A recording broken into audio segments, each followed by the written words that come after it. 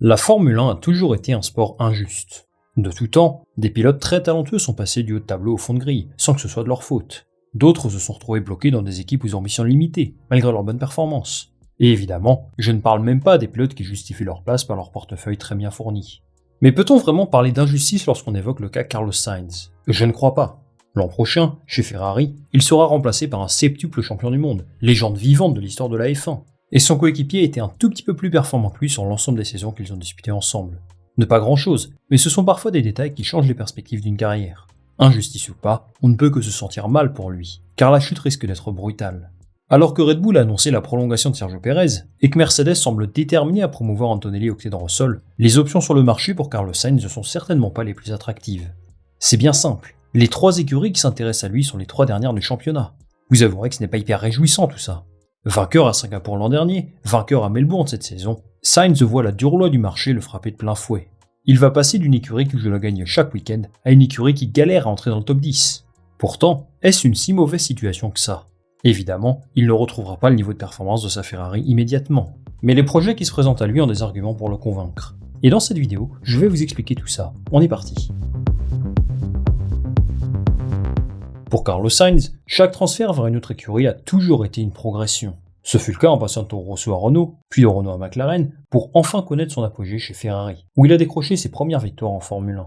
Mais à moins d'une énorme surprise, son prochain contrat ne devrait pas s'inscrire dans cette dynamique. Après tout, difficile de faire mieux que Ferrari. En termes de prestige, c'est le top. Et pour ce qui est des résultats sportifs, seul Red Bull serait une vraie progression aujourd'hui. Jusqu'à peu, Sainz espérait décrocher un baquet octet de Max Verstappen.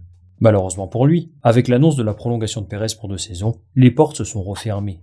Je vous disais dans ma vidéo à ce sujet que Tsunoda est le grand perdant dans cette histoire, parce qu'il peut vraiment rêver pour être promu dans l'écurie mère. Mais Carlos Sainz lui aussi perd beaucoup.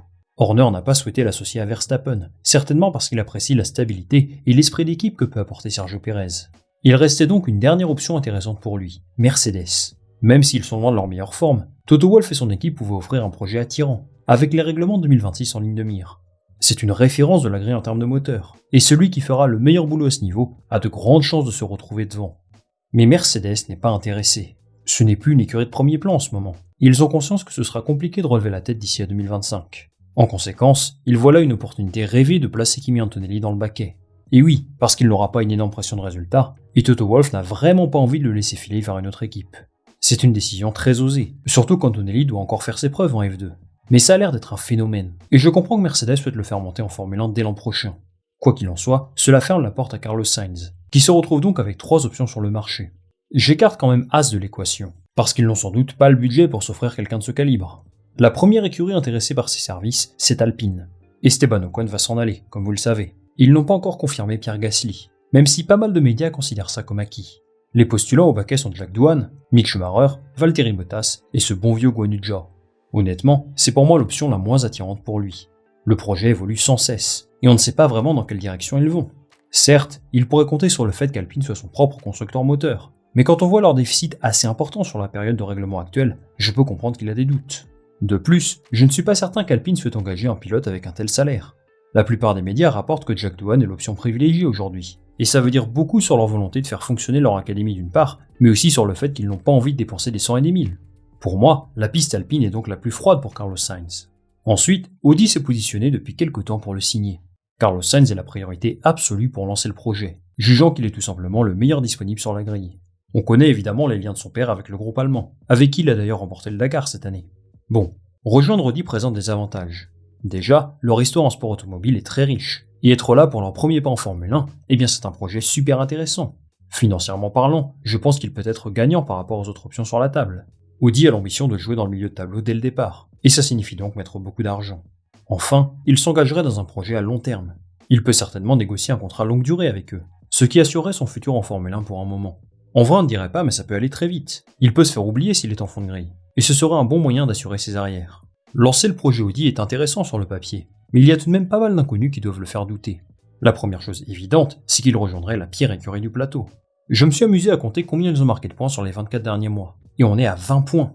20 points depuis le milieu de saison 2022, c'est ridicule, et ça montre bien qu'il y a de gros problèmes dans cette équipe. Il faut quand même prendre en compte qu'Audi a pris le contrôle total de Sauber cette saison, qu'ils construisent de nouvelles usines, emploient plus de monde, et que les moyens de l'équipe sont censés évoluer en conséquence. Mais pour moi, le plus gros point d'interrogation, c'est le moteur de 2026. Audi va construire son propre groupe moteur. Ils sont au four et au moulin en ce moment pour construire quelque chose de costaud. Mais ça, c'est tout nouveau pour eux. Construire un moteur de Formule 1, c'est compliqué, même si les nouveaux règlements sont censés rendre l'exercice un peu plus accessible. Mais je vais vous poser une question les amis. Est-ce que vous préférez manger l'éclair au chocolat d'un pâtissier qui a 20 ans d'expérience, ou opter pour quelqu'un qui a étudié 5 ans pour créer le meilleur éclair possible et qui ne l'a au final jamais fait? Vous avez plus de doutes sur la deuxième option. Et c'est exactement le dilemme qui se présente à Carlos Sainz aujourd'hui. Oui, il dispose d'une offre d'Audi qui est intéressante, où il sera certainement la figure de proue du projet. Mais il y a un gros flou sur ce à quoi ils vont ressembler d'ici à 1 an et demi. La vision d'Audi n'est pas claire. Et c'est pour cette raison qu'à mon avis, Carlos Sainz va privilégier un autre projet. Et vous l'avez compris, je pense qu'il va rejoindre Williams à la place de Logan Sargent. Bon déjà, Sargent n'a plus sa place en Formule 1. Pour conserver son baquet, il devait absolument faire un début d'année très solide, et ce n'est tout simplement pas le cas.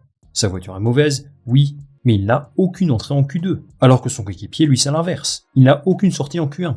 Aussi fort que soit Alex Albon, Sargent n'est juste pas au niveau.